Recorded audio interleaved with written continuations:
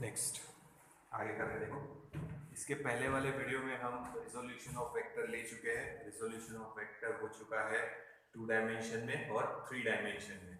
ठीक है, तो अब हम ले रहे हैं वेक्टर्स का प्रोडक्ट। अभी तक हम एडिशन ले रहे थे, वेक्टर सम, अब हम लेंगे प्रोडक्ट। ठीक है, now when a vector quantity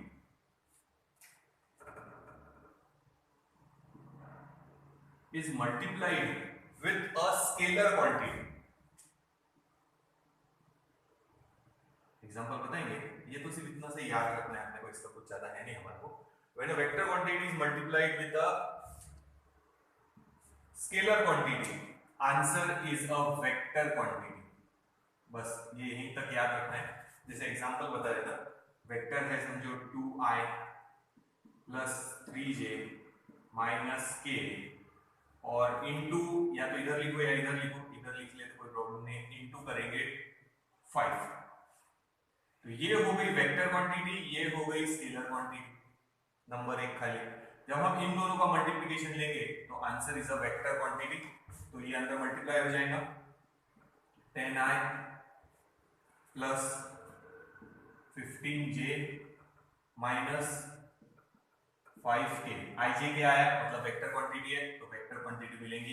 इसका एग्जांपल चाहे तो आप ऐसे भी लिख सकते हैं, force is equals to mass into acceleration. ठीक है, तो मास कौन सी क्वांटिटी है, स्केलर।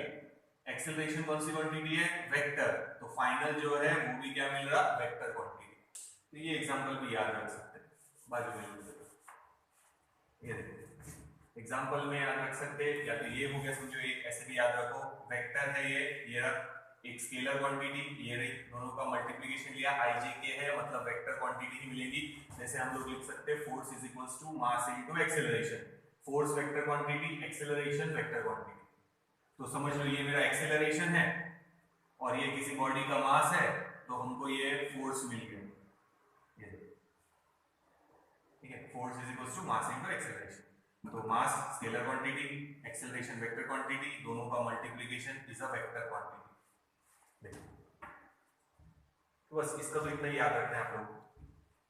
अच्छा, वेक्टर सम में हमने क्या बोला था कि जब आप एडिशन करेंगे वेक्टर्स की, तो same type of vector can be added to the same type of vector and we also get the same type, उसी टाइप का वेक्टर मिलेगा। मतलब फोर्स को फोर्स के साथ ऐड कर सकते हैं और आपको फोर्स ही मिलेगा। बट मल्टीप्लिकेशन में ऐसा नहीं है, आप दो अलग अलग टाइप के वेक्टर्स को मल्टीप्लाई कर सकते हैं और आपको तीसरा वेक्टर मिलेगा। तो अभी वो देखेंगे हम लोग। तो ये बस इतना ही याद रखना है, force is equals to mass into acceleration. Mass scalar quantity, acceleration vector quantity, तो आंसर मिल रहा फोर्स वेक्टर क्वांटिटी। तो ये है समझो एक्सेलरेशन, ये है समझो मास, दोनों को मल्टीप्लाई कर दो तो क्या मिल गया, ये फोर्स। तो ये एग्जांपल याद रखना, बस इसका इतना ही है।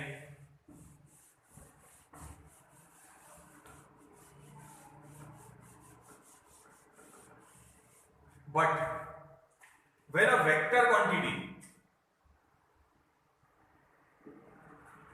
is multiplied with another vector quantity, यहां पे दो पॉसिबिलिटीज हो सकते हैं। ठीक है, when a vector is multiplied with a scalar, एक ही पॉसिबिलिटी है, आंसर वेक्टर क्वांटिटी ही मिलेगा। एग्जांपल में बता दिया। अब जब हम किसी वेक्टर को वेक्टर के साथ मल्टीप्लाई करेंगे तो answer can be a scalar quantity और answer can be a vector quantity. Answer can be a scalar quantity और answer can be a vector quantity. दो पॉसिबिलिटीज है, ध्यान रखो। This is the first possibility and this is the second possibility. इसके पहले जो बताया था वो क्या था, when a vector is multiplied with a scalar quantity, answer is a vector quantity. ठीक है, उसमें और कुछ नहीं है, इसमें ध्यान रखो। When a vector is multiplied with a vector, यानी एक वेक्टर को दूसरे वेक्टर के साथ जब मल्टीप्लाई करेंगे तो आंसर स्केलर क्वांटिटी भी हो सकता है, आंसर वेक्टर क्वांटिटी भी हो सकता है। इसके एग्जांपल बता देता हूं, work done, force into displacement. Force vector quantity, displacement vector quantity, but work done is a scalar quantity. तो इसीलिए इसको आंसर कौन सी क्वांटिटी आ रहा है, स्केलर क्वांटिटी, इसीलिए इसको बोलते हैं scalar product.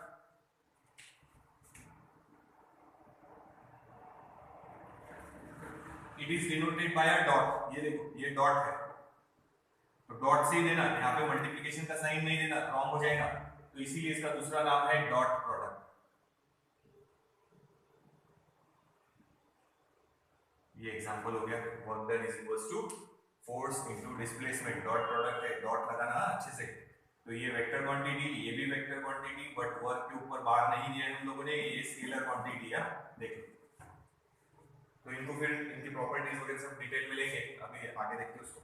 When a vector is multiplied with a vector, answer can be a vector quantity such as, circular motion पढ़ने को बोला था, उसी का एग्जांपल लेंगे। V is equals to omega cross r, relation between linear velocity and angular velocity। Angular velocity vector, linear velocity vector, ये position vector है या रेडियस वेक्टर है, ठीक है, वेक्टर क्वांटिटी। तो दो वेक्टर का मल्टीप्लिकेशन, एक तीसरा वेक्टर मिल रहा, और ध्यान रखना फिर से बोल रहा, एडिशन करते समय फोर्स को आप फोर्स के साथ ही ऐड कर सकते हैं, एक्सेलरेशन को आप एक्सेलरेशन के साथ ही ऐड करेंगे, फोर्स को फोर्स के साथ ऐड करेंगे तो फोर्स ही मिलेगा। बट यहाँ दो अलग अलग वेक्टर का मल्टीप्लिकेशन है और तीसरा अलग वेक्टर मिल रहा, तो यहाँ सेम टाइप ऑफ वेक्टर को सेम टाइप ऑफ वेक्टर से मल्टीप्लाई करना जरूरी नहीं है। यहां कौन सी क्वांटिटी मिल रही, प्रोडक्ट में वेक्टर क्वांटिटी मिल रही, इसीलिए इसको बोलते हैं वेक्टर प्रोडक्ट। और इसको हम डिनोट करते देखो क्रॉस से, इसीलिए इसका दूसरा नाम है क्रॉस प्रोडक्ट।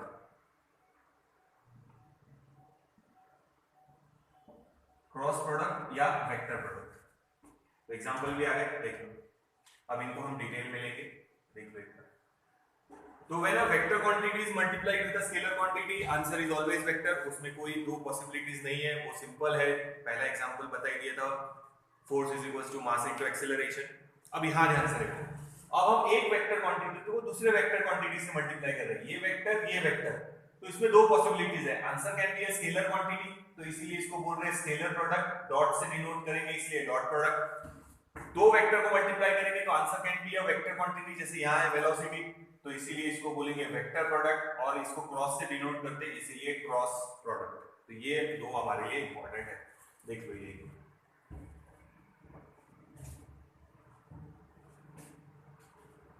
एक और एग्जांपल ले सकते लगे यहाँ पे, पावर का फॉर्मूला और भी आएंगे आगे।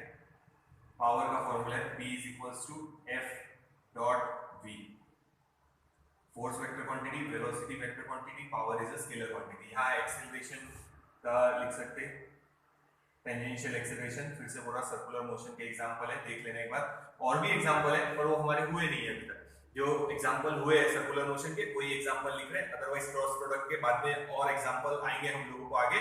तो जैसे जैसे हम चैप्टर आगे बढ़ाएंगे तो वेक्टर क्वांटिटी स्केलर क्वांटिटी देखेंगे तो प्रोडक्ट भी आते जाएंगे। Alpha cross relation between linear acceleration and angular acceleration में था, सर्कुलर मोशन में देख लेना। तो ये दो एग्जांपल इसके, ये दो एग्जांपल इसके, दो वेक्टर्स का मल्टीप्लिकेशन है बट स्केलर क्वांटिटी है इसीलिए स्केलर प्रोडक्ट।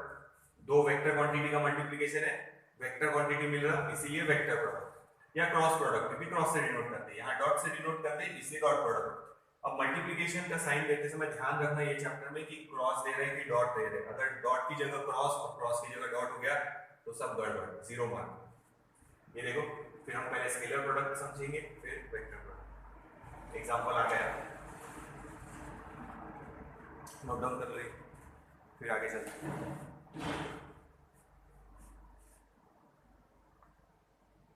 इसीलिए मैंने बार बार बोला है कि एक बार आप लोगों ने मैथमेटिकल मेथड्स और सर्कुलर मोशन देख लेने हैं।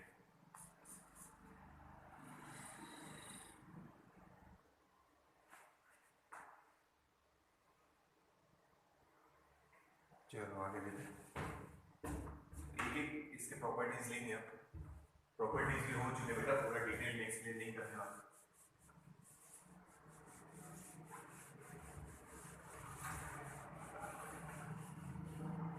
तो पहले हम लोग लेंगे स्केलर प्रोडक्ट और डॉट प्रोडक्ट। क्या स्केलर प्रोडक्ट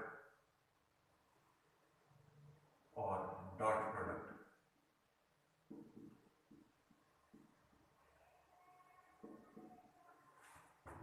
पहले देखो इधर ध्यान, first one dot product of two vectors A dot B, लिखेंगे हम A B cos theta. So dot product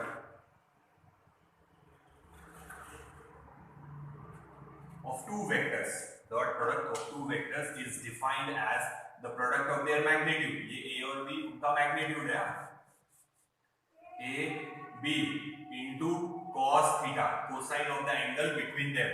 तो समझो this is vector a, this is vector b, उन दोनों के बीच में का ये एंगल है थीटा। तो इन दोनों का डॉट प्रोडक्ट का अगर आंसर निकालना है तो answer will be A B cos theta. Magnitude ही है, आई जे के नहीं आएंगे वहां पे, इसीलिए ये स्केलर क्वांटिटी है, ध्यान रखो। नाउ सेकंड पॉइंट, आप इसको ऐसे भी लिख सकते हैं, A dot B can be written as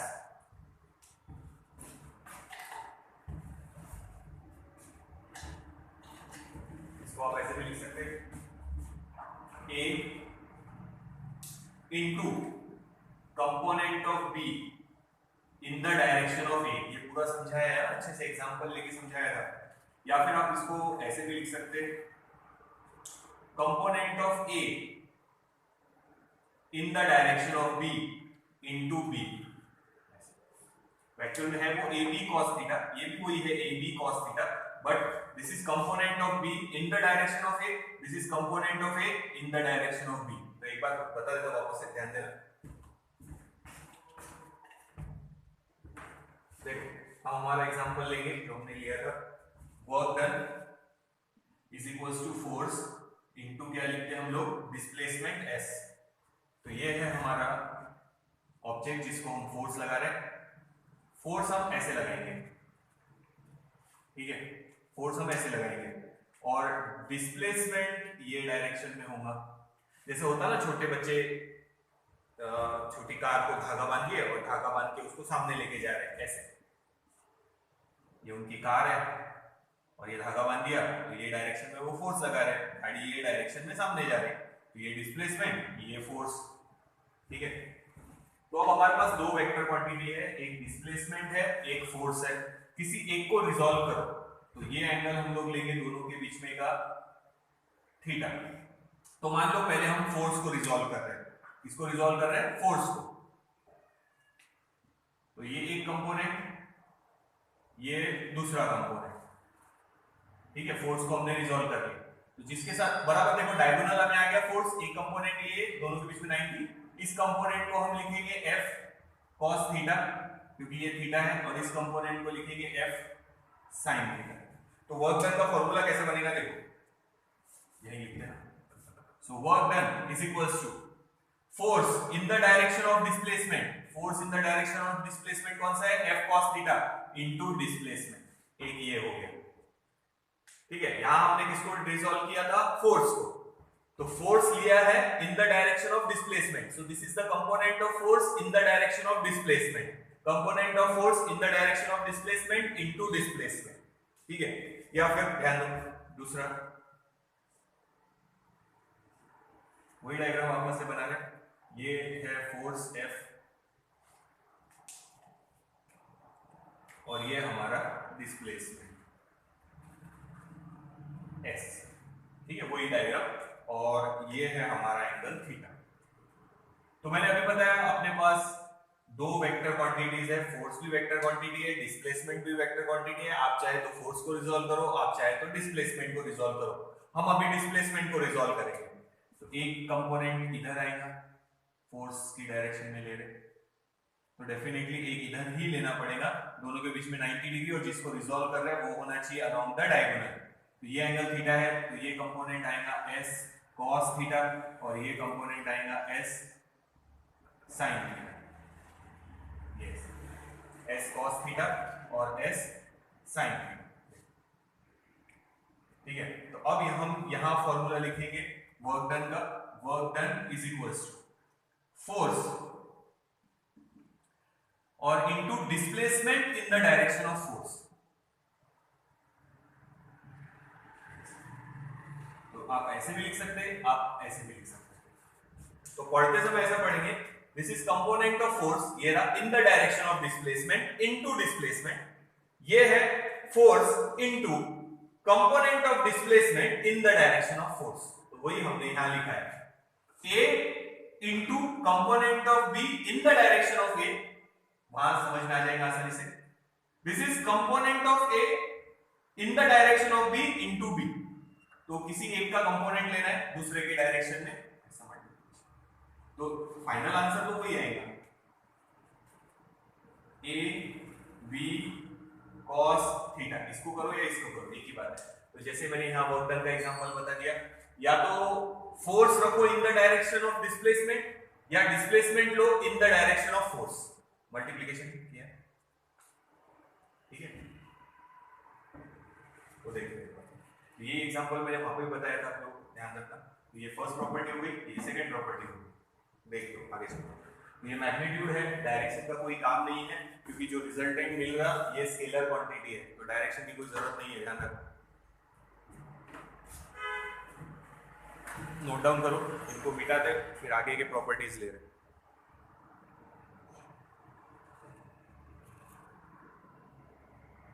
तो याद रखना किसी एक का कंपोनेंट दूसरे के डायरेक्शन में लेना है, या तो फोर्स का कंपोनेंट ले लो डिस्प्लेसमेंट की डायरेक्शन में, या डिस्प्लेसमेंट का कंपोनेंट ले लो फोर्स की डायरेक्शन में, तो दोनों का आंसर सेम ही आएगा, Fs cos theta, Fs cos theta.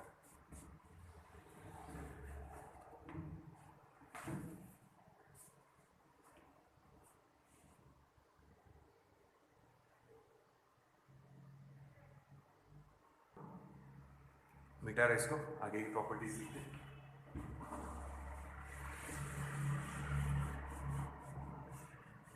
Next property है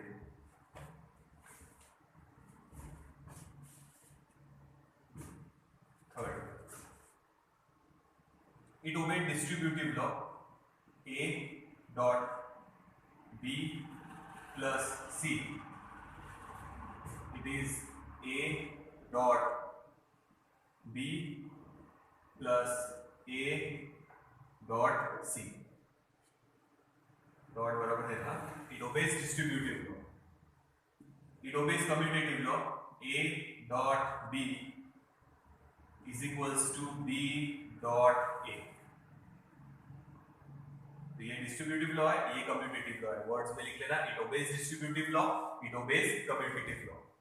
और एक चीज ध्यान रखना, दोनों का आंसर लिखेंगे तो इसको लिखेंगे हम लोग A B cos थीटा और इसको लिखेंगे B A cos theta, but आगे पीछे मल्टीप्लिकेशन है, कोई प्रॉब्लम नहीं है, सेम ही नहीं। तो ये देखो एक बार, तो कम्यूटेटिव लॉ और distributive law.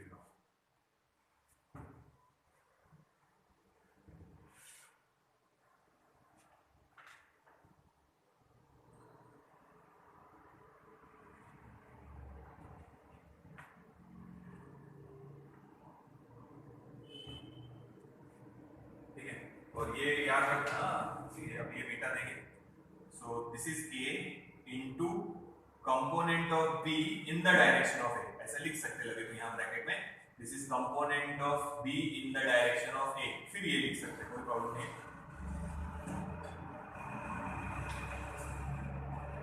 This is component of A in the direction of B into B, तो ये वर्ड में लिखना चाहे तो आप लोग लिख सकते हैं, और ये आएगा ऐसे। नेक्स्ट लिख लेते हैं, जब हमने सॉल्व किया था डॉट प्रोडक्ट, सबसे लास्ट वाली प्रॉपर्टी थी ये A डॉट B, जब हम सॉल्व करेंगे तो समझो दो वेक्टर्स गिवन है, पहला वेक्टर है AXI plus AYJ plus AZK, दूसरा वेक्टर है B is equals to BXI plus BYJ plus BZK। तो इसको हमने पूरा मेथड से सॉल्व किया है, अभी हम डायरेक्ट आंसर लिखेंगे। तो डॉट प्रोडक्ट अगर आप निकालना है दो वेक्टर्स का तो आप डायरेक्ट ये फॉर्मूला यूज कर सकते हैं, A dot B is equals to AX BX plus AY BY plus AZ BZ, ये फाइनल आंसर हमने निकाला है सॉल्व करके इन दोनों का डॉट प्रोडक्ट लेके। I dot I J dot J वो सब लिया था, जगह थी तो ये लिखिए पहले, फिर बाकी बताइएगा। तो ये आप लोग को दो वेक्टर दिए, डॉट प्रोडक्ट निकालना है तो डायरेक्ट ये फॉर्मूला आप लोग यूज कर सकते हैं, ठीक है। आगे चलते हैं,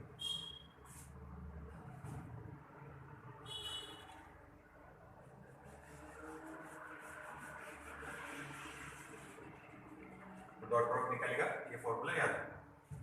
सिक्स्थ वाली प्रॉपर्टी अलग अलग एंगल के लिए बता देता। अगर थीटा इज इक्वल टू 0 है, first possibility cos 0 is 1, so a dot b, ये केस में मैक्सिमम मिलेगी वैल्यू और आंसर आएगा a into B. A B cos 0 is 1, तो 1 आ गया, ठीक है। Second case theta is equals to 90 degree, so a dot b की वैल्यू यहाँ हमको मिलेगी मिनिमम cos 90 0। तो ये याद रखना कि अगर दो वेक्टर एक दूसरे को परपेंडिकुलर है और उनका हम क्या ले रहे हैं, डॉट प्रोडक्ट, तो आंसर क्या आएगा 0। ये याद रखो कि अगर दो वेक्टर परपेंडिकुलर है, ये देखो परपेंडिकुलर का साइन, अगर परपेंडिकुलर है या एंगल समझो 90 डिग्री एक ही बात है, तो याद रखना आंसर विल बी 0। और थीटा 0 मतलब दो वेक्टर्स क्या है, पैरेलल, तो आंसर ये रहेगा A B. See if theta is equals to समझो 180 डिग्री, तो इसको हम बोलेंगे एंटी पैरेलल, ये बताया पहले हम, एंटी पैरेलल। तो cos 180 is -1, so a dot b will be minus ab। देखिए तीनों केस याद रखो। बात भी 30 60 90 जो आएगा, 30 60 45 जो आएगा टाइम पे करेंगे। अभी ये प्रॉपर्टीज नोट डाउन कर लो।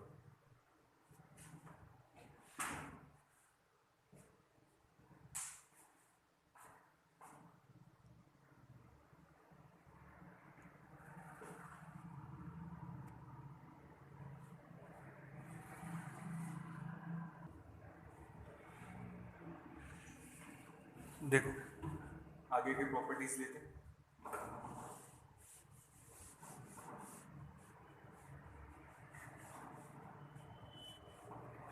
नेक्स्ट प्रॉपर्टी देखते हैं, ये थी 6 7।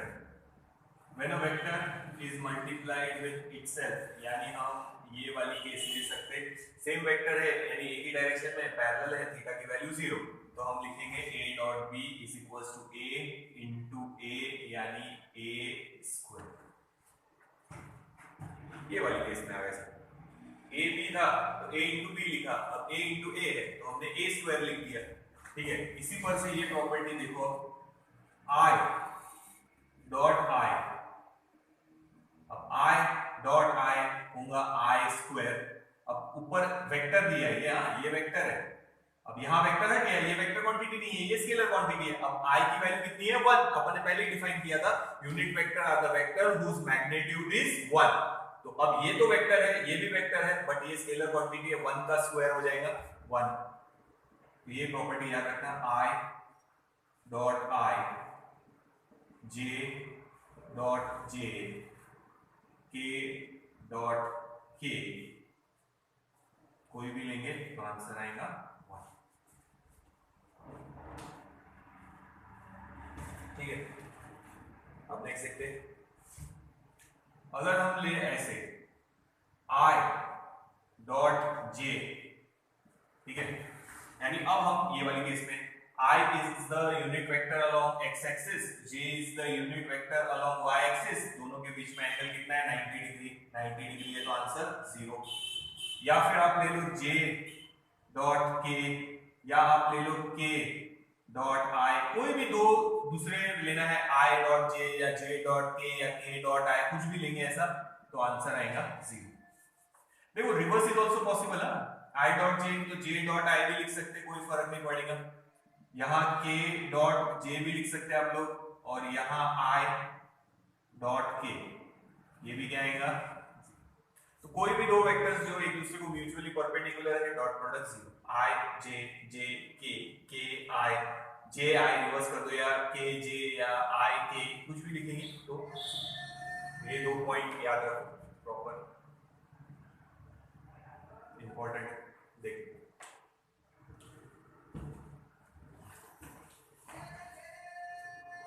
ये सब प्रॉपर्टीज हमारे हो चुके हैं बेटा, फिर भी एक बार ले रहे हैं, लिखते जाओ साथ साथ में।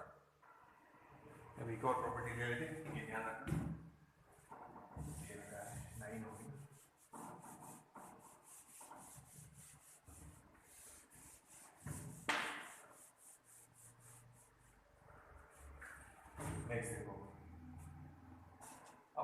ऐसा है a dot b is equal to हम लिखेंगे a b cos theta. So कभी भी दो वेक्टर्स के बीच में एंगल निकालना है, अब पैरेलल है तो हम लोग जो रेशियो वाला मेथड बताया वो ले लेंगे, ax upon bx, ay upon by, az upon bz, तो आराम से मिल जाएगा, पैरेलल का प्रॉब्लम नहीं। बट बाकी कुछ और एंगल होंगे और एंगल निकालने के लिए बोला दो वेक्टर्स के बीच में तो डॉट प्रोडक्ट ही हमेशा यूज करना। तो ये फॉर्मूला बन जाएगा हमारा cos theta is equals to a dot b upon a b, ये अपॉन ले लेंगे। So cos theta can be written as ax bx plus ay by plus az bz divided by, ठीक है, divided by under root of a की value magnitude उसका ax square plus ay square plus az square into under root of magnitude of b, bx square plus by square plus bz। तो आप ये direct formula use करना अगर आपको दो vectors के बीच में का एंगल फाइंड आउट करना है तो ये सब लिखने की जरूरत नहीं, डायरेक्ट ये फॉर्मूला यूज कर सकते हैं आप। पैरेलल रहा तो हम लोग सीधा ऐसे लिख लेंगे ax upon bx is equals to ay upon by is equals to az upon bz। अगर ये तीनों सेम आए तो हम बोलेंगे पैरेलल है, तो वो प्रॉब्लम नहीं है। कहीं पे आया कि पहचानो पैरेलल है क्या, तो पैरेलल पहचानना बहुत इजी है, ये वाला ax upon bx, ay upon by, az upon bz। पर अगर कोई और एंगल होगा 30, 60, 90, 45 जो भी होगा तो आप ये फॉर्मूले से निकाल सकते हैं। तो ये हमारी लास्ट प्रॉपर्टी है, समझो 10th, ठीक है। तो अब हम नेक्स्ट इस पे चलेंगे क्रॉस प्रोडक्ट पे या वेक्टर प्रोडक्ट पे। ये देख लो पहले,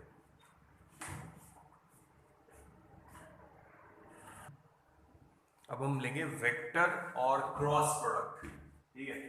उसकी फर्स्ट प्रॉपर्टी देखते हैं, ए क्रॉस प्रोडक्ट देखते हैं ना, बी इसका मैग्नीट्यूड मॉड में डाल दे तो क्रॉस प्रोडक्ट का मैग्नीट्यूड आप लोग लिख सकते हैं ए बी साइन थीटा।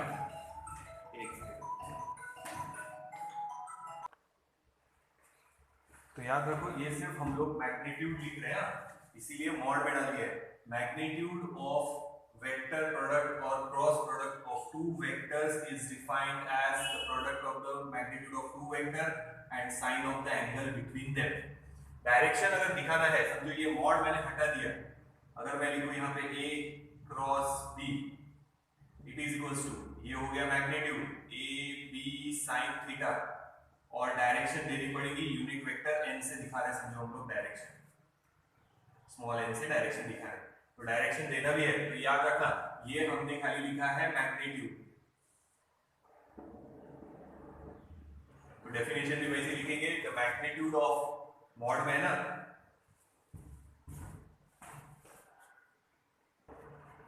ठीक है ना। तो देखो फोन आया, देखते हैं आगे, फिर से ध्यान रखो ये हमने मॉड में डाला है, मतलब हम मैग्नीट्यूड लिख रहे हैं, तो ये हमारा मैग्नीट्यूड है। Cross product, magnitude of cross product of two vector is defined as the product of their magnitude and sine of the angle between them। या फिर अगर आप मॉड हटा रहे तो आपको ये साथ में यूनिट वेक्टर देना पड़ेगा जो इसकी डायरेक्शन बताएगा क्रॉस प्रोडक्ट की।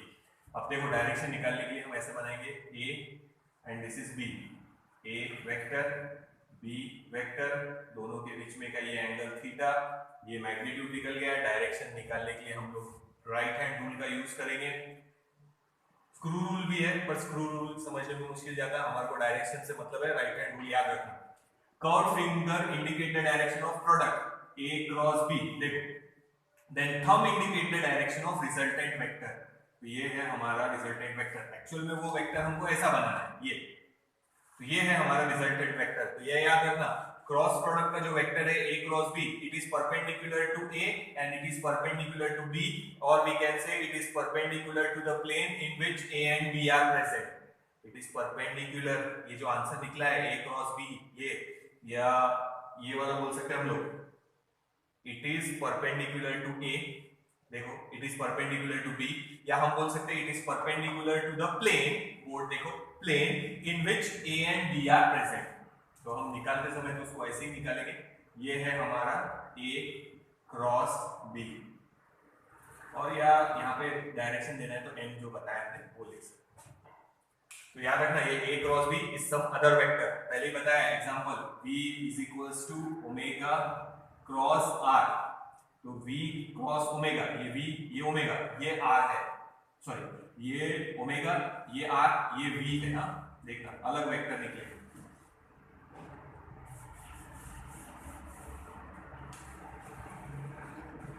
ठीक है, फिर इन द ब्लैंक वगैरह के लिए याद रखना ये a क्रॉस b अगर ऐसा है एंड डॉट a, या a cross b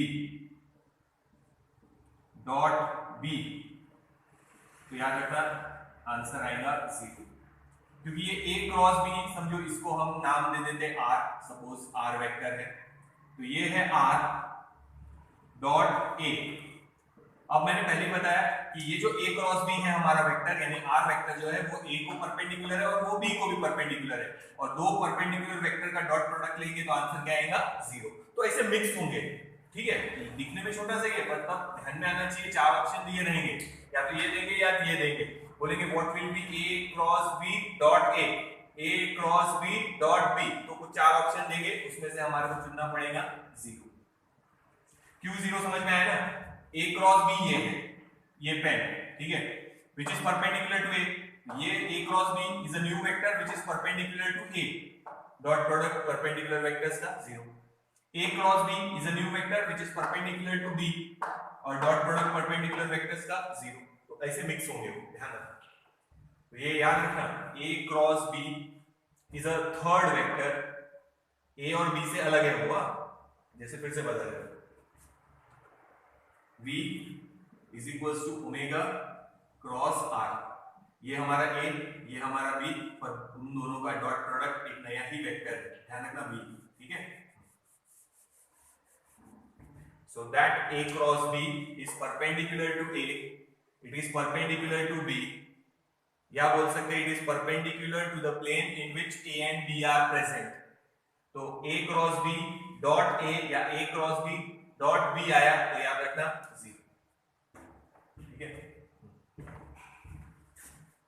note down कर लो, और जो बोला वो भी लिखना वहां पे, ध्यान रखना यार। तो इसको हटा दे। Now next point, second point, distributive law, ये भी ओबे करता, a cross b plus c, तो we can write a cross b plus की sign a cross c, it obeys distributive law but it does not obey commutative law, याद रखना it does not obey commutative law। a cross b is not equal to b cross a, commutative law ओबे नहीं करता। हाँ, अगर आपको लिखना है इक्वल तो we can write a cross b is equals to minus b cross a, minus sign shows that कि दोनों का मैग्नीट्यूड सेम है बट डायरेक्शन अपोजिट है, तो या तो ऐसे लिखो नॉट इक्वल, या इक्वल लिख रहे तो क्या देना पड़ेगा, ये देखो माइनस साइन देनी पड़ेगी, ठीक है।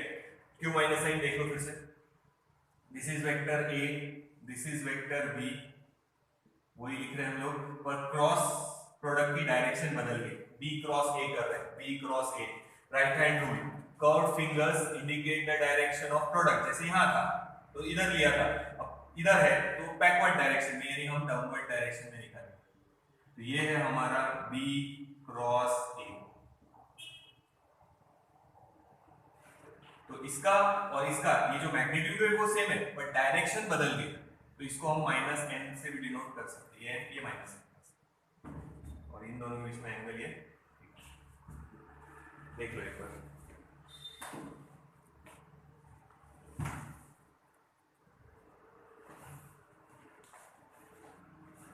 ठीक है, ये है हमारा b क्रॉस a,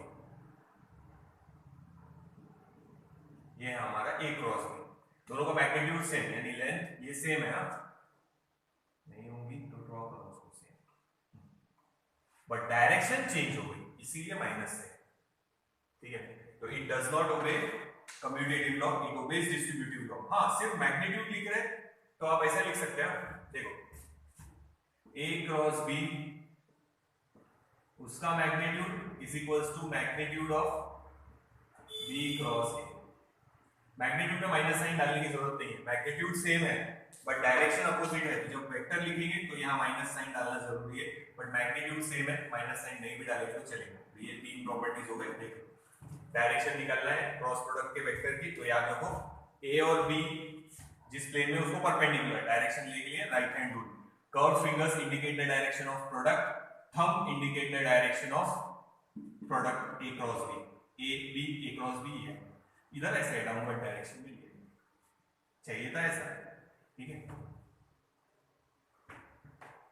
सो याद रखना A cross B is perpendicular to A cross B is perpendicular to B, और we can say A cross B या ये B cross A, they are perpendicular to the plane in which A and B are present. ध्यान रखना, ये note down करो फिर आगे वाली प्रॉपर्टीज देखो। ये बेटा है आगे वाली प्रॉपर्टीज लेते हैं, ये हटा है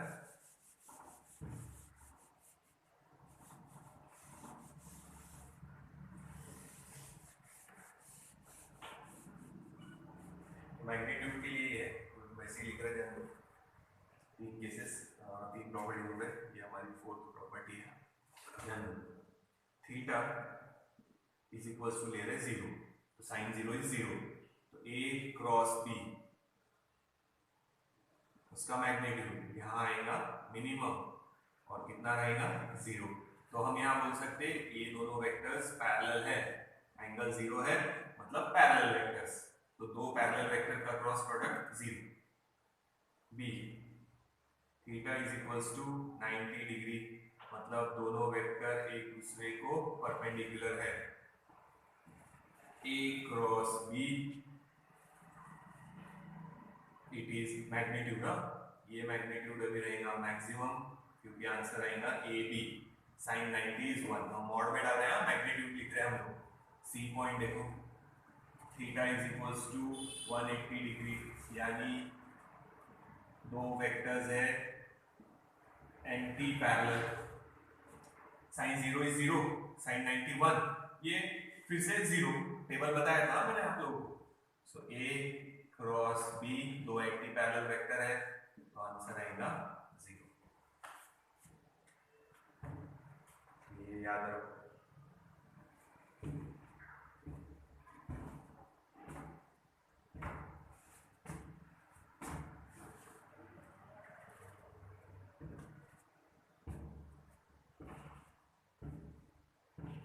आप इस फॉर्मूले को चाहे तो आप ऐसे भी लिख सकते हैं, एंगल निकालना है तो, पर एंगल जनरली निकालने के लिए आया तो ध्यान रखना हम लोग डॉट प्रोडक्ट का ही यूज करेंगे, sine theta is equals to magnitude of A cross B ये अपॉन ए बी।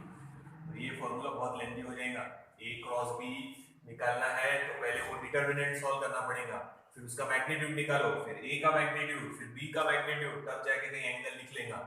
तो ये फॉर्मूला हम जनरली यूज ही नहीं करेंगे, जहां दो वेक्टर्स के बीच में एंगल निकालने के लिए आया हम डॉट प्रोडक्ट का ही यूज करेंगे, जो cos theta is equal to लिखा था अपन ने ax bx plus ay by plus az bz upon में under root of ax square plus ay square plus az square into under root of bx square plus by square plus bz square, वही formula use करना। तो इसको हम हटा देते हैं, आगे की प्रॉपर्टीज पे चलते हैं।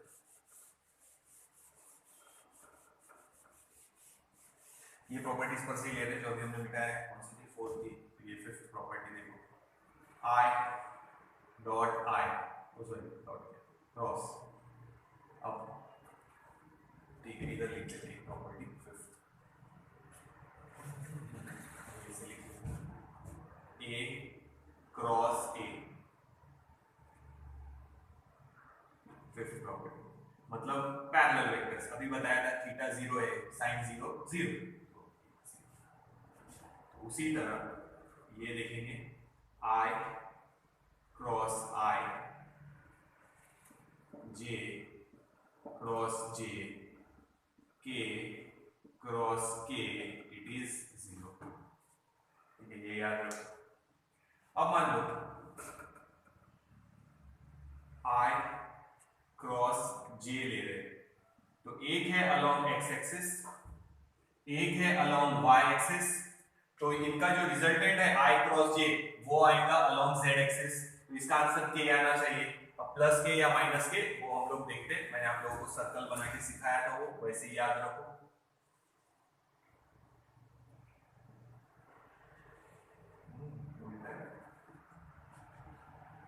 एरो देखिए एक ही डायरेक्शन में सब, ठीक है, और यहाँ नंबर लिख लेंगे ऐसे I J K, A cross E cross. अब वो देखते जाओ, आंसर लिखते जाओ, I क्रॉस J ऑर्डर में चल रहे हैं तो प्लस के,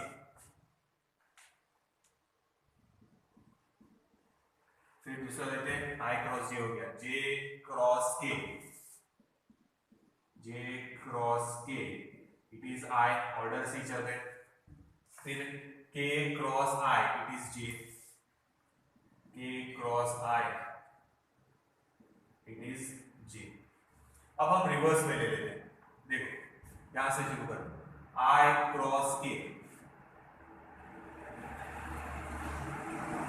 हम एरो के अपोजिट में जा रहे हैं, I क्रॉस K, तो हम लिखेंगे यहाँ minus J, I cross K हो गया, K क्रॉस J, तो यहाँ लिखेंगे माइनस I, उल्टा जा रहे हैं, ध्यान रखना। अब J cross I, it is minus K। अगर ध्यान से देखेंगे तो देखो I क्रॉस J K था, अब उल्टा कर दो, J क्रॉस I तो माइनस K है क्या, J cross I minus K, J cross K plus I है, K क्रॉस J देखो क्या है, K cross J minus I, बराबर, K cross I cross K देखो क्या है, माइनस J, ये प्लस J, तो सही है। तो हम जिस ऑर्डर में एरो दिए उसी ऑर्डर में लेना प्रॉपर, I J K, अगर उसी ऑर्डर में जा रहा है तो आंसर प्लस में लिखते जाना, जैसे I cross J is plus K, J cross K is plus I, ऐसे। और उल्टा अगर जा रहे होंगे I क्रॉस K तो लिखना minus J, K cross J तो लिखना माइनस I। ये टेक्निक में नहीं है, याद रखने के लिए देख लो, डायरेक्शन याद रहनी चाहिए क्योंकि प्लस माइनस की गड़बड़ नहीं होनी चाहिए। फिर नोट डाउन करो, फिर बिठा दो।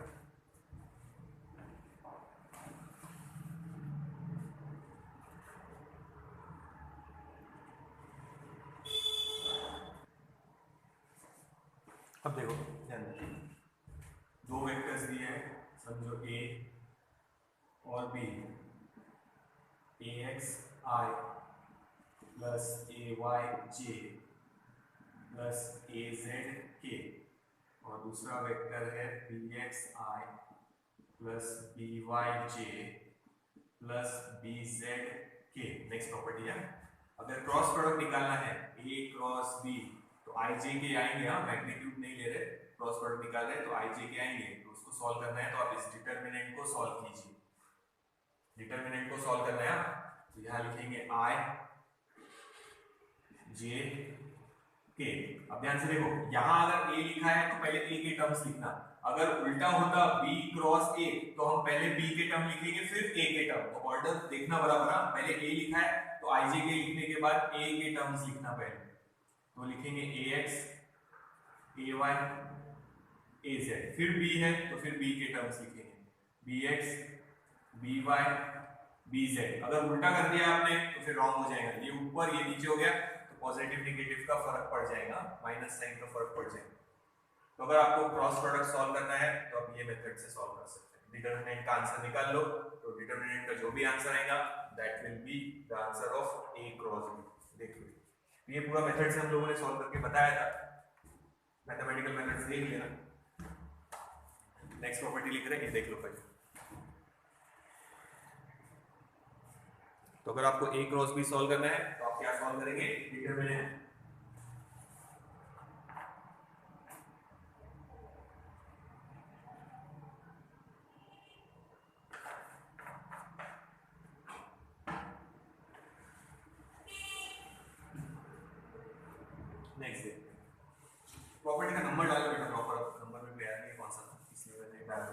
नेक्स्ट प्रॉपर्टी देखते हैं।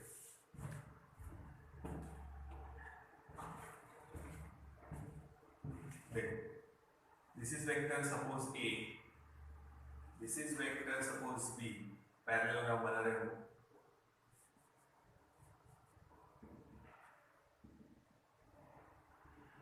दो वेक्टर्स है along the sides of a parallelogram, adjacent side, और ये एंगल थीटा। तो अगर एरिया ऑफ पैरेललोग्राम निकालना है, सपोज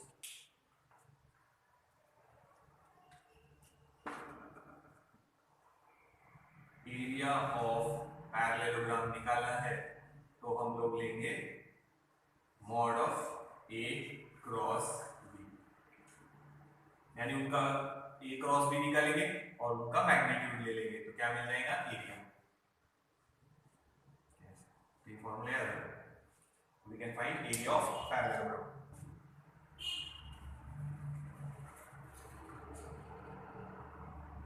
ये भी वहां मेथड से है सॉल्व करके, पर अभी हम सिर्फ डायरेक्ट फॉर्मूला लिख रहे हैं। ये फॉर्मूला आप लोगों को याद रखना है। वहां मैंने मेथड से ही बताया था कैसे निकाला है, हाइट लेके फॉर्मूला लिया था, पर यहाँ डायरेक्ट याद रखो। अभी फिर से बोल रहा कि हम ये जो ले रहे हैं, हम ये कॉम्पिटिटिव के लिए ले रहे हैं।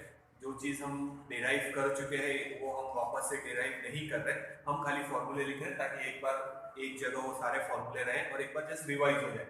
तो ये मेथड से निकाला था, बेस इनटू हाइट, ये हाइट भी ड्रॉ किया था, फिर उसमें साइन थीटा लिया था, तो क्रॉस प्रोडक्ट आया था। तो वो आप लोगों ने एक बार फिर से पूरा मैथमेटिकल मेथड्स देखेंगे तो ये फॉर्मूला मिल जाएगा। तो ट्राइंगल का निकालना है, suppose this is vector A, this is vector B, ये बना लेंगे ट्राइंगल। ये एंगल है थीटा, ध्यान रखना ट्राइंगल के टाइम कौन सा एंगल थीटा लेना है, this is A, this is B. तो एरिया ऑफ ट्राइंगल अगर निकालना है आपको,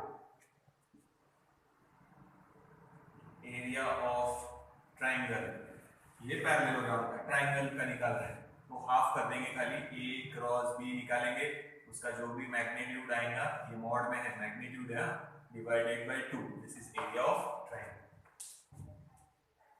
इसका प्रूफ आप लोगों को देखना होगा तो नोट्स टेक्स्ट बुक में मिल जाएगा, या अपना मैथमेटिकल मेथड्स वो अलग वीडियो देख लेना, उसमें भी है। अभी हम सिर्फ डायरेक्ट फॉर्मूले लिख रहे हैं, this is area of parallelogram, this is area of triangle. अगर एक वेक्टर और दो वेक्टर दिए हैं, या ये वेक्टर और ये वेक्टर दिया है, तो एरिया ऑफ पैरेललोग्राम या एरिया ऑफ ट्राइंगल निकालना है, तो ये फॉर्मूले से और ये फॉर्मूले से आप लोग फाइंड आउट कर सकते हैं। एक और बता दो, वो भी देखिए, ये नोट डाउन करो पहले, फिर मिटा देंगे।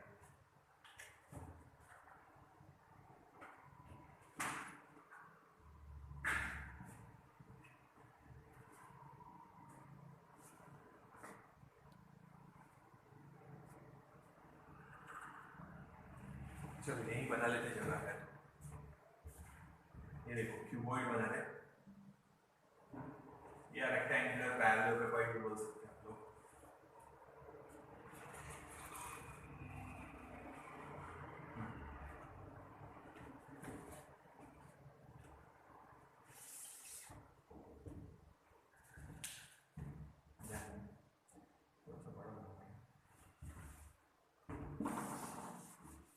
थोड़ा सा बड़ा कर देते, ट्राइंगल हटा देता, पैरेललोग्राम रहने देते, ट्राइंगल हटा देते, यहाँ बना लेते, ध्यान रखो।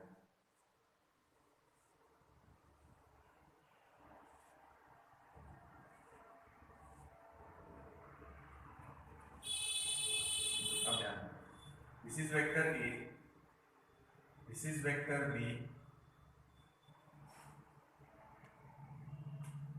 ये दिख रहा, ये है वेक्टर ए, ये है vector B. Area of parallelogram in नीचे रेक्टेंगल इज आल्सो पैरेललोग्राम, और ये वेक्टर है सी। वैसे तीन वेक्टर है, A B along the parallelogram, ये पैरेललोग्राम। किसी भी चीज का जब जैसे क्यूबॉइड निकालना है, इसका वॉल्यूम अगर निकालना है, तो हम क्या करते हैं, एरिया ऑफ बेस इनटू कर देते हैं हाइट, यानी एरिया ऑफ बेस ले लो और इनटू हाइट। सिलेंडर का भी वैसे ही करते हैं हम लोग, area of base into height, इसीलिए उसका फॉर्मूला है pi are square, area of base into height h।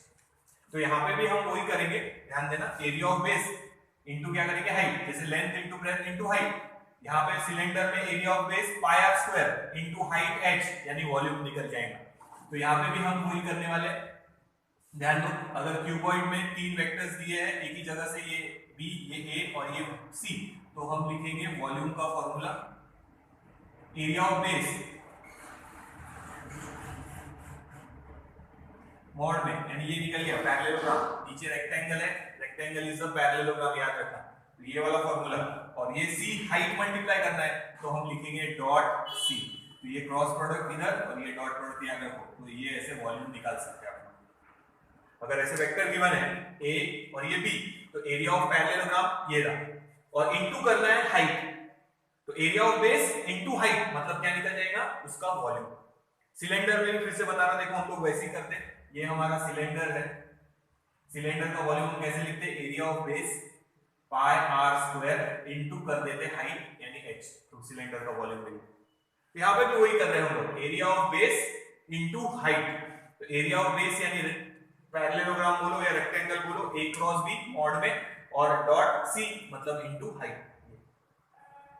तो ये है वॉल्यूम का फॉर्मूला। तो यहाँ पे समझो क्रॉस प्रोडक्ट का हमारा कंप्लीट हो गया, देखते आगे, पहले ये नोट डाउन कर लो। ये तो था ही अपने पास, ट्रायंगल का भी था, ये याद रखना, this is vector a, this is vector b, a cross b का मैग्नीट्यूड और इनटू हाइट मतलब वॉल्यूम में, वॉल्यूम का फॉर्मूला ये है, वॉल्यूम ऑफ दैट क्यूबॉइड या रेक्टेंगुलर पैरेललोग्राम।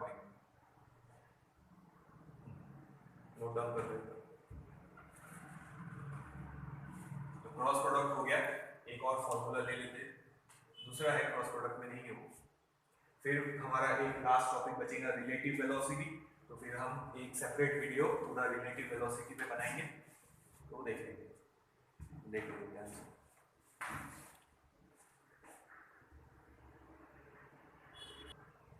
अब देखो आज की इसका लास्ट टॉपिक ले लेते, फिर रिलेटिव वेलोसिटी पे चलेंगे हम लोग। अब हम ले रहे हैं लैम्बिग्स रूल, साइंटिस्ट का नाम है, ध्यान दो, दो डायग्राम बना रहा है, दोनों में से कोई भी रही तो चलता। This is vector A, this is vector B, और ऑर्डर में ले रहे this is vector C, this is vector A, this is vector B and this is vector C. आप वेक्टर्स को पैरेलल कहीं पे भी मूव कर सकते हैं, ध्यान रखना। तो ए वेक्टर हम वहीं ड्रॉ कर रहे हैं, उसको हटा नहीं रहे, देख लो ए वेक्टर यहीं है, ये तो ए वेक्टर हम यहाँ कर देते, ठीक है। अब सी वेक्टर को यहाँ ड्रॉ कर रहे हैं, यहाँ से उसको यहाँ मूव कर रहे हैं। Two vectors are said to be equal if they have same magnitude and same direction, यानी पैरेलल है। आप इस वेक्टर को यहाँ से हटा के कहीं पे भी ड्रॉ कर लेंगे तो वो इक्वल वेक्टर ही रहेंगे, ठीक है। पैरेलल सेम डायरेक्शन, पैरेलल जरूरी नहीं है कि आजू बाजू में होने चाहिए, दूर भी ड्रॉ कर सकते हैं आप लोग, कोई प्रॉब्लम नहीं है, ठीक है। तो वैसे ही यहाँ बना रहे, इसको आगे ले रहे, यहाँ ड्रॉ कर रहे, ये है हमारा सी, देखो पैरेलल ही रखना है उसको, ए वजह से था वैसे ही रखा है उसको, और ये बी को यहाँ ला रहा है, सबको एक ही पॉइंट पे ला रहा है, इसको पैरेलल, थोड़ा एंगल दिखना चाहिए, इससे सी को ऐसा ड्रॉ करो, सी, और ये है हमारा बी, देखो सब, ठीक है। तो इसको मूव करके हम यहाँ लेके आ गए, डायग्राम ड्रॉ करते समय याद रखना ये पैरेलल होना चाहिए इसको, और लेंथ भी सेम रखो, अब वो मेरे इसमें शायद नहीं है पर आप लोगों ने ध्यान रखना, ये ए वैसे रखा है, सी को हम लोग यहाँ लेके आ गए और बी को हम लोग यहाँ लेके आ गए, ठीक है। सो ए के सामने जो एंगल है उसको हम नाम दे रहे alpha, Greek letter A B C, alpha. B के सामने जो एंगल है उसको नाम दे रहे हैं हम लोग बीटा,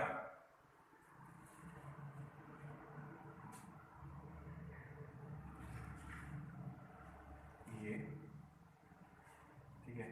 और सी के सामने जो एंगल है उसको हम नाम दे रहे हैं gamma, alpha beta gamma.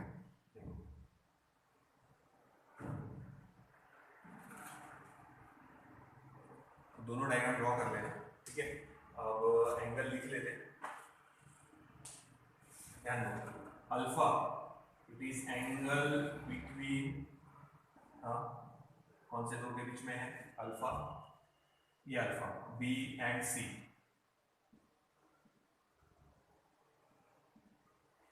Beta is the angle between, देखो होगा ए एंड सी, बीटा आ गया ना, बी छूट गया, देखो बीटा ए एंड सी के बीच में का एंगल, एंड गैमा यहाँ लिख देता, सी आया ना, तो it is angle between A and B, देखो gamma it is A and B, देखो। तो हम चाहे तो वो एंगल यहाँ पे भी बता सकते हैं, ध्यान देना, एरो को आगे एक्सटेंड कर दे, इसको आगे और इसको आगे। Alpha is the angle between B and C, तो ये है हमारा बी और ये है हमारा सी, तो ये एंगल हमारा है अल्फा, ठीक है ना। बीटा ब्लू से लिखा है, beta is the angle between A and C, ये हमारा ए और ये हमारा सी, तो ये एंगल है हमारा बीटा, और gamma is the angle between A and B, तो gamma is the angle between ये ए और ये बी, वो हमने ब्लैक से नोट किया है, तो ये है गैमा। तो डायग्राम चाहे ऐसी हो चाहे ऐसी हो, दोनों भी चले। तो ए के अपोजिट का एंगल अल्फा लिखा है, बी के अपोजिट का एंगल बीटा लिखा है, सी के अपोजिट का एंगल गैमा लिखा है, तो A B C alpha beta gamma, तो ये याद रखना, ए बी सी डी जैसे लेते हैं हम लोग, यहाँ लिखते हैं अल्फा बीटा गैमा, ए के सामने का एंगल अल्फा, बी के सामने का बीटा और सी के सामने का गैमा, ऐसे याद रख सकते चाहे। दोनों डायग्राम ड्रॉ कर लो और ये एंगल लिख लो, फिर मैं कुछ बीटा के फॉर्मूला लिख देता हूँ लैमिस रूल का। तो ये देखो, ए के सामने का अल्फा, बी के सामने का बीटा और ये सी के सामने का गैमा, यहाँ पे भी ऐसे याद रख सकते हैं। तो डायग्राम बना लो, फिर मैं फॉर्मूला लिख देता हूँ लैमिस रूल। जनरली ये डायग्राम आएंगे, समझो हमारे एंगल दिए रहेंगे और यहाँ नेट रिजल्टेंट अगर कुछ निकालना है या एंगल निकालना है तो फिर हम वो लैमिस रूल का यूज करेंगे। दोनों डायग्राम ड्रॉ कर लो,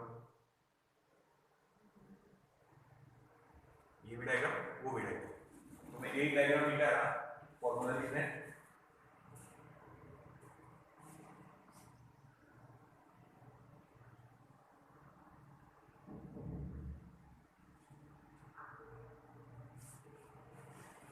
इसी डायग्राम को मिला है, आपने ड्रॉ कर लिया होगा, फॉर्मूला लिख देता, ध्यान दो। तो लैमिस रूल है A upon sine alpha is equals to B upon sine beta is equals to C upon sine gamma, तो ये फॉर्मूला है Lami's. A upon sine alpha, B upon sine beta, C upon sine gamma. तो अगर ऐसा diagram या जो triangle बना है तो वो डायग्राम दिया है, एक एंगल दिया है, दूसरा एंगल निकालना है तो फिर ये फॉर्मूला यूज कर सकते हैं, या एक वेक्टर दिया है दूसरा निकालना है तो भी यूज कर सकते हैं। देखिए काम आएगा, है एक दो प्रॉब्लम जब आएंगे सामने तब देखेंगे। A upon sine alpha, B upon sine beta and C upon sine gamma. देखो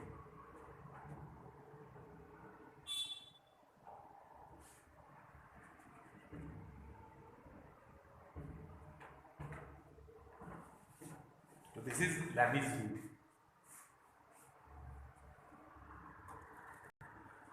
तो यहाँ टेक्स्ट बुक में जितना था समझो उतना हो चुका है, जो एक्स्ट्रा लिखा है वो आप लोगों ने देख लेना है। इसके बाद हमारा एक ही टॉपिक बचा है, रिलेटिव वेलोसिटी। रिलेटिव वेलोसिटी के लिए हम लोग एक सेपरेट वीडियो बना लेंगे, तो हमारा रिलेटिव वेलोसिटी वाला भी पार्ट कंप्लीट हो जाएगा। तो फिर से बोल रहा, सर्कुलर मोशन देख लो, क्योंकि हो सकता है इसके बाद हम लोग रोटेशनल डायनामिक्स 12th का फर्स्ट चैप्टर शुरू करें, जहाँ शुरुआती सर्कुलर मोशन से, और मैथमेटिकल मेथड्स कॉम्पिटिटिव वालों के लिए ये सारे वीडियो है जो भी हम डाल रहे हैं अभी। तो उन्होंने अच्छे से नोट्स बना लेना है, जो बोल रहा है वो लिखना है, जो डायग्राम बना रहे हैं, जो पॉइंट बना रहे हैं, ताकि कभी एग्जाम में जाएंगे हम लोग तो हम फटाफट देख के कर सके रिवाइज। ठीक है, तो नेक्स्ट वीडियो में कंटिन्यू करेंगे रिलेटिव वेलोसिटी।